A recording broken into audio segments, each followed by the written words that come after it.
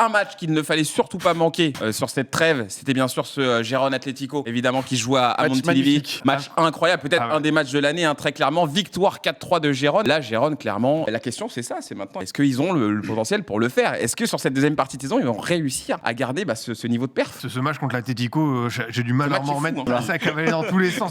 La deuxième période, à un moment donné, ça faisait attaque-défense. C'était un ballon dans la surface, un but. C'était un peu tenir face au Real, tu vois, qui est quand même bien en place, et surtout aussi l'Atlético et le Barça auront peut-être leur mot à dire, mais un peu plus loin, ça va être compliqué. Mais vu ce qui se passe pour eux cette saison, est-ce que ça fera une Leicester? Pour l'instant, t'as envie de dire pourquoi pas, honnêtement.